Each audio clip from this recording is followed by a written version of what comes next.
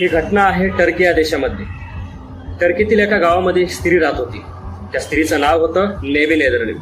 त्या गावातील त्या घरामध्ये ती स्त्री एकटी राहते। ज्यावेळेस तेथील एका पुरुषाला हे समजलं त्यावेळेस रात्री तो पुरुष तिच्या घरी आला, तिला मारहाण करायला लागला, तिचं तोंड दाबलं, तिच्यावर बलात्कार केला आणि त्या बलात्काराचा परिणाम झाला असा ती महिला प्रेग्नेंट झाली। त्या क्रूर प्रकारे झालेल्या अन्यायाला वाचा फोडण्यासाठी ती पोलीस स्टेशनला गेली। पोलीस स्टेशनला गेला असताना तिला एक आशा मिळाली की मला आता कुठेतरी न्याय भेटेल, माझ्या मदतीला कुणीतरी धावून येईल, कुणीतरी मला ह्या जाचातून बाहेर काढेल, कुणीतरी त्या व्यक्तीला त्या नराधमाला शिक्षा देईल अशी तिला अपेक्षा होती। परंतु तसं काही घडलं नाही। पोलीस स्टेशनने तिची तक्रार मनावर घेतली नाही, म्हणून ती पूर्णपणे हातबल झाली।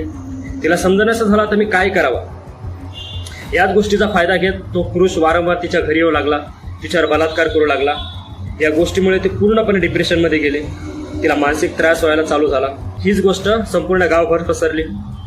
गावातील लोक त्या स्त्रीच्या चरित्रावर संशय घेत या स्त्रीचे त्या पुरुषासोबत काहीतरी अनैतिक संबंध आहेत अशा प्रकारे आरोप त्या स्त्रीवर करू लागले। या गोष्टीमुळे तर ती पूर्णपणे सदम्यामध्ये गेली, पूर्णपणे डिप्रेशनमध्ये गेली।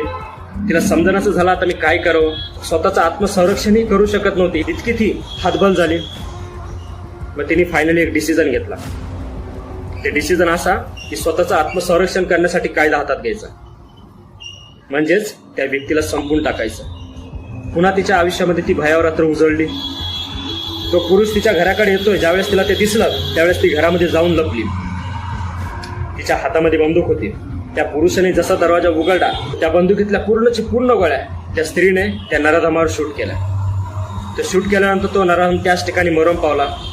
ही किंचाळत होती, ही रडत होती, ही ओरडत होती। का? तिच्यावर वारंवार झालेला जो क्रूर प्रकारे जो बलात्कार होता तो बलात्कार आटू ती सारखे रडत होती। तो मेला असताना सुद्धा यावर तिला सॅटिस्फॅक्शन नाही भेटलं, म्हणून तिने काय केलं, घरातील कोयता घेतला, त्या पुरुषाचं नरडं छाटलं, बॅगमध्ये टाकले, भर चौकात तिचं नरडं फेकून दिलं। ही गोष्ट गावभर पसरली, गावासोबत पोलीस स्टेशनपर्यंत पसरली। पोलिसाची व्हॅन आली, पोलिस तिला उचलून घेऊन गेले आणि तिला सांगितलं की तुम्ही कायदा हातात घेतला। मग कोर्टापर्यंत ही गोष्ट पोहोचली।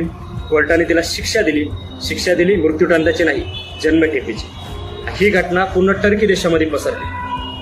प्रत्येक माणूस, प्रत्येक लोक हेच म्हणत गेला की प्रत्येक बलात्काराला अशाच प्रकारची शिक्षा होणं काळाची गरज आहे, ती झालीच पाहिजे। अशा प्रकारच्या चर्चेला लोकांमध्ये उधाण आलं। पुढे ती मीडियामध्ये चर्चा पसरली। मीडियामध्ये चर्चा पसरली असताना एकाच मुद्द्यावर त्या ठिकाणी चर्चा घडली, या स्त्रीने जे केलं ते खरंच योग्य होतं की अयोग्य होतं। तुम्हाला काय वाटतं मला कमेंट करून नक्की कळवा। जय भीम।